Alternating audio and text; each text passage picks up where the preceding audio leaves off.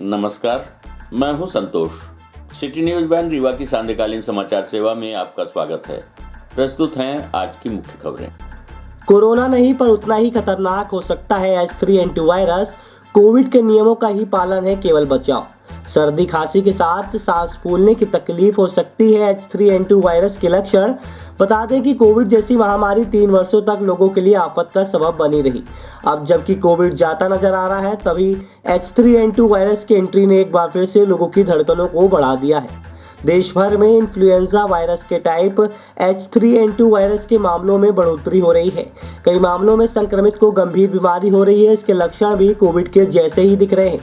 सामान्यतः लोगों का मानना है कि ये मौसम की सर्दी खांसी एवं जुकाम का है, लेकिन देखा यह जा रहा है कि इस समय होने वाली सर्दी खांसी एवं जुकाम जल्दी ठीक होते नजर नहीं आ रहे हैं।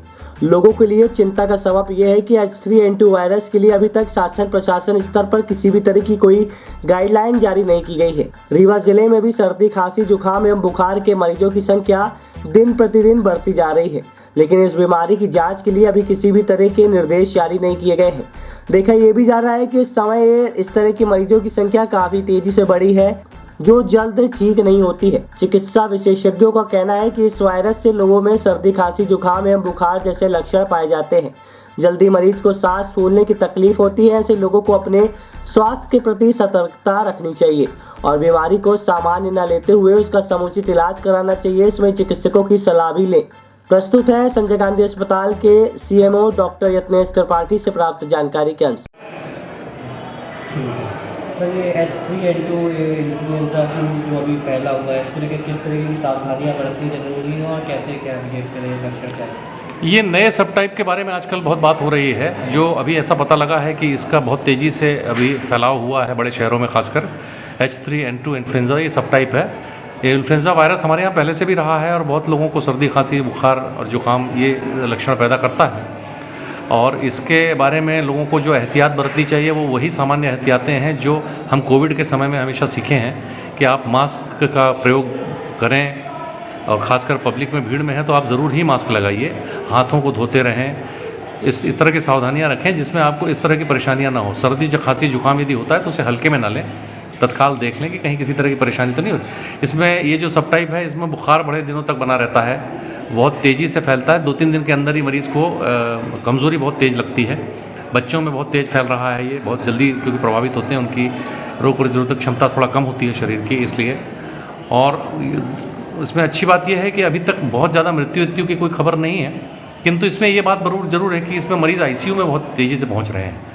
हालांकि अभी अपने यहाँ जो केसेस आए हैं उसमें बहुत सारे ऐसे सर्दी के खांसी के केसेस आ रहे हैं, चूँकि अब इनका क्लिनिको जीनोटाइप अभी नहीं हुआ है, जीनोटाइपिंग नहीं हुई है, मैपिंग नहीं हुई, तो इसलिए ये नहीं मालूम कि ये H3N2 के ही है। लेकिन एहतियात जो सामान्य है वो जनता को बरतनी चाहिए। मेरी अपील है कि वैसा ज़रूर करें।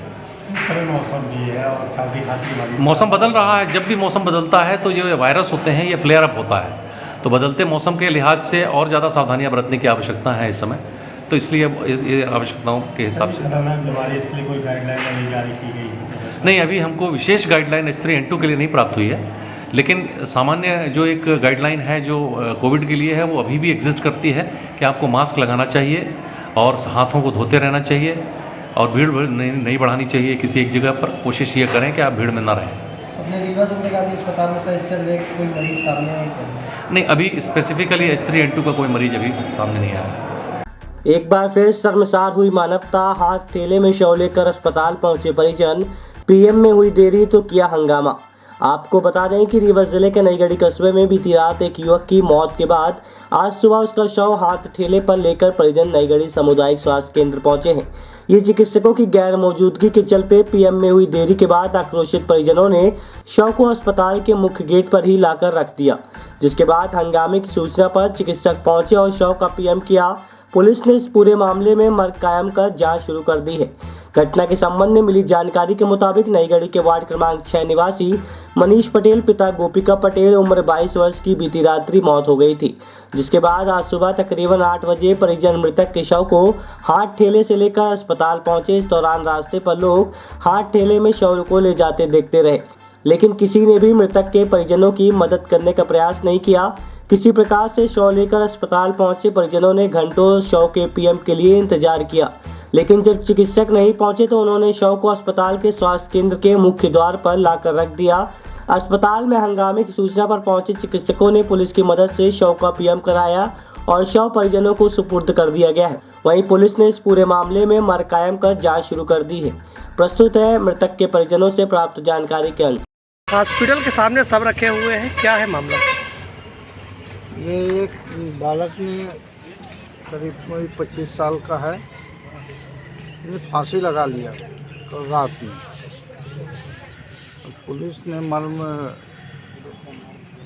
अपना लिखा और उसके बाद हम लोग 8 बजे से यहाँ आ गए हैं। 8 बजे से अभी तक कोई देखने वाला नहीं है यहाँ।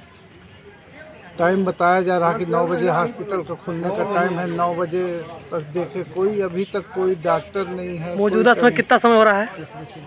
10 से ऊपर ही हो गए, 2 घंटे हम लोगों को यहाँ बैठे हो गए। कोई नहीं। कितने बज रहा देखा ये? 10:10। हॉस्पिटल की जो व्यवस्था है, लोगों का मानना है कि 10 बजे तक कोई चिकित्सक नहीं पहुंचते हैं, जबकि 5 चिकित्सक पदस्थ हैं। क्या कहना है आप? आप बात बिल्कुल सही बोल रहे हैं। हॉस्पिटल की व्यवस्था इस समय गड़बड़ाई हुई है और हर बात यही सुनने में आ रहा है, जब कोई भी पेशेंट आता है तो समय पे डॉक्टर नहीं उपलब्ध रहते। क्या नाम लिखते हैं? ब्रिजेंद्र गुप्ता नहीं गढ़ी, अभी एक मामला भाजपा मंडल अध्यक्ष। अभी एक मामला प्रकाश में आया है फांसी का, जिसमें 8 बजे यहाँ पीएम के लिए याद दिया गया है। अभी तक पीएम भी नहीं हो पाया है, क्या कहना चाहिए? उसमें भी 10-10:30 बज गया है। अभी तत्काल में जानकारी लगी है, मैं आया यहाँ तो अभी बीएमओ ऋतुराज पाठक जी अभी आए हुए हैं, रीवा से अप डाउन करते हैं और तत्काल पीएम के लिए रवाना हो गए। यातायात नियमों का उल्लंघन करना पड़ेगा महंगा, नई दरें हुई लागू। यातायात नियमों का पालन करते हुए ही चलाए वाहन, नए नियम बिगाड़ सकते हैं आपके घर का बजट। आपको बता दें कि परिवहन विभाग ने वाहन चलाने के दौरान नियम तोड़ने वालों पर जुर्माने की नई दरें लागू कर दी है। 6 मार्च को इसकी अधिसूचना जारी कर दी गई थी। अब बिना सीट बेल्ट के कार चलाने पर 500 रुपये का जुर्माना देना पड़ेगा। वहीं बाइक पर हेलमेट नहीं लगाने पर 300 रुपये का जुर्माना भरना पड़ेगा। लापरवाही से वाहन दौड़ाने पर 5,000 रुपये का जुर्माना भी देना पड़ेगा। इस अपराध को दोहराने पर 10,000 रुपये का जुर्माना चुकाना होगा। परिवहन विभाग ने 20 अधिकारियों को जुर्माने के अधिकार दिए हैं, जिनमें यातायात पुलिस का निरीक्षक, उप निरीक्षक, सहायक उप निरीक्षक शामिल हैं। पुलिस अधीक्षक, अतिरिक्त पुलिस अधीक्षक, उप पुलिस अधीक्षक को भी उप अधिकार दिए गए हैं। परिवहन विभाग के अधिकारियों के पास भी अधिकार रहेंगे। हम आपको बता दें कि प्रदेश में सड़क हादसों में कमी लाने के लिए वाहनों पर लगने वाले जुर्माने की राशियों का पुनरीक्षण किया गया था। कैबिनेट में जुर्माने का प्रस्ताव पास होने के बाद अधिसूचना जारी की गई। अलग अलग अपराध की अलग अलग राशियां निर्धारित की गई है और जुर्माने की राशियों को बढ़ा दिया गया है। इसमें सबसे ज़्यादा ओवरलोडिंग के लिए राशि बढ़ाई गई है। बता दें कि इसमें करीब 20 गुना से अधिक मात्रा में बढ़ोतरी की गई है। प्रस्तुत है डीएसपी ट्रैफिक मनोज शर्मा से प्राप्त जानकारी के अंश। अभी रिसेंटली अमेंडमेंट हुआ है 6 फरवरी को। उसमें राज्य शासन ने मोटर व्हीकल एक्ट की कुछ धाराओं में जो समन शुल्क की राशि है उसमें इजाफा किया है। जैसे अभी हेलमेट की जो धारा थी 129, 170, उसमें उन्होंने 250 रुपये का जो CF होता था, जो समन शुल्क होता था, उसको इंक्रीज़ करके अब 300 कर दिया, 300 रुपये। और इसी तरह से ओवरलोडिंग की जो गाड़ियां हैं, जो माल वाहन हैं और ओवरलोडिंग अगर करके चल रहे हैं तो उसमें बेतहाशा वृद्धि की गई है ताकि ओवरलोडिंग को रोका जा सके, उन्हें हतोत्साहित किया जा सके। इस तरह की गाड़ियों के पकड़े जाने पर 10,000 रुपये से शुरुआत है। पहले टन पे 10,000 रुपये से ही शुरुआत है, यानी उसको 10 गुना से ज़्यादा बढ़ा दिया गया है, लगभग 20 गुना बढ़ा दिया गया है पहले टन के ऊपर। इसी तरह से और 1-2 धाराओं में उन्होंने अमेंड किया है। मूल अमेंडमेंट जो है वो हेलमेट की धारा पर है। हेलमेट क्योंकि सुप्रीम कोर्ट का मेजर इश्यू है इस समय सुप्रीम कोर्ट के पास, हेलमेट को पहनाना। लिहाजा जो बढ़ोतरी हुई है वो 250 से 300 कर दी गई है अभी, और भविष्य में संभवतः ये और ज़्यादा बढ़ जाएगा। अस्पताल में पर्ची कटवाने को लेकर चिकित्सक एवं सुपर स्पेशलिटी के सुरक्षाकर्मी के बीच हुई हाथापाई। आपको बता दें कि रीवा शहर के सुपर स्पेशलिटी अस्पताल में महिला मरीज के परिजन द्वारा उपचार के लिए ओपीडी में पर्ची कटवाने के दौरान अस्पताल में तैनात सुरक्षाकर्मी से विवाद होने का मामला सामने आया है। इस दौरान पीड़ित व्यक्ति ने गार्ड द्वारा मारपीट किए जाने का आरोप भी लगाया है। वहीं घटना की सूचना पर मौके पर पहुंची पुलिस ने सीसीटीवी फुटेज के आधार पर कार्रवाई किए जाने की बात कही है। घटना के संबंध में मिली जानकारी के मुताबिक मनोज कुमार मिश्रा निवासी महाजन टोला, जो अपनी माता लक्ष्मी मिश्रा का उपचार कराने के लिए सुपर स्पेशलिटी अस्पताल में आज सुबह आए थे। उन्होंने बताया कि ओपीडी की लाइन में खड़े होकर मां के उपचार के लिए पर्ची कटवा रहे थे। इसी दौरान वहां मौजूद अस्पताल के सुरक्षा कर्मियों ने आकर उन्हें धक्का दे दिया, जिसके चलते वाद विवाद होने लगा। इस बात से आक्रोशित गार्ड ने उनके साथ मारपीट शुरू कर दी, जिसके बाद हंगामे की स्थिति निर्मित हो गई। सुपर स्पेशलिटी अस्पताल में हंगामा होने की सूचना पर तत्काल मौके पर अमैया थाना पुलिस पहुंची और दोनों पक्षों से पूरे घटनाक्रम की जानकारी लेने के बाद अब अस्पताल में लगे सीसीटीवी फुटेज को देखा जा रहा है। पुलिस का कहना है कि सीसीटीवी फुटेज में अगर गार्ड द्वारा मरीज के परिजनों से मारपीट किए जाने की बात सामने आती है तो फिर कार्रवाई की जाएगी। अस्पताल के अंदर तकरीबन आधे घंटे तक चले हंगामे के बीच सुरक्षा कर्मियों के साथ निजी कंपनी के अधिकारी भी मौजूद थे, जबकि पुलिस इस पूरे मामले की जांच कर रही है। आज सोमवार का दिन है और प्रायः सोमवार को मरीजों की भीड़ अत्यधिक रहती है। उसी तरह आज भी हमारे रजिस्ट्रेशन काउंटर पर भीड़ काफ़ी थी और उस समय एक डॉक्टर आदर्श हैं जो अपनी माँ को दिखाने, दादी को दिखाने आए थे और चूँकि लाइन लंबी थी उस वजह से जो हमारे गार्ड थे उन्होंने उनको लाइन में लगने को कहा और जिसकी वजह से विवाद की स्थिति पैदा हुई। और उसके उपरांत फिर दोनों पक्षों ने आपस में बैठ के उनको समझाइश दी गई और दोनों पक्षों ने आपस में सहमति से वो मामला अभी समाप्त हो गया है। अभी उसमें कोई प्रॉब्लम नहीं है। देखा जाए कि बात आगे पहुंच जाती है। चूँकि जैसा आप सभी को पता है कि सुपर स्पेशलिटी हॉस्पिटल इस समय काफ़ी अच्छी प्रगति पे है और मरीजों की संख्या लगातार बढ़ती जा रही है। पूर्व में हमारे पास 3 काउंटर संचालित थे और अभी हमने उसको बढ़ाकर 5 काउंटर कर दिया है। पहले अभी तक हमारी तरफ एक ही तरफ काउंटर चलते थे जिसमें पैथोलॉजी और ओपीडी आईपीडी सब एक साथ करती थी। अब हमने उन काउंटर को भी विस्थापित कर दिया है, 2 जगह काउंटर कर दिए हैं, एक जगह 3 काउंटर, एक जगह 2 काउंटर है। इसके बाद भी भीड़ और मरीजों की संख्या बहुत ज़्यादा है, जिसकी वजह से ऐसे दिनों में जब भीड़ ज़्यादा रहती है तो आपस में विवाद होने की संभावना रहती है और इसी की वजह से थोड़े बहुत विवाद होते हैं। ऐसा कोई भारी बड़ा विवाद नहीं हुआ है, कुछ आपस में बातचीत की वजह से ये विवाद होते हैं और हम लोग कोशिश करते हैं कि इस तरह की स्थिति ना बने। भविष्य में हम फिर प्रयास कर रहे हैं कि संख्या और बढ़ाई जाए और ये इस तरह की लंबी लाइनें न लगे। खासकर जो भीड़ वाले दिन हैं उन समय में हम कोशिश कर रहे हैं कि काउंटर बढ़ा दिए जाएं। फिल्मी हीरोइन सी खूबसूरत नहीं निकली पत्नी तो पति ने किया तलाक का फैसला, पति पर हो गया मामला दर्ज।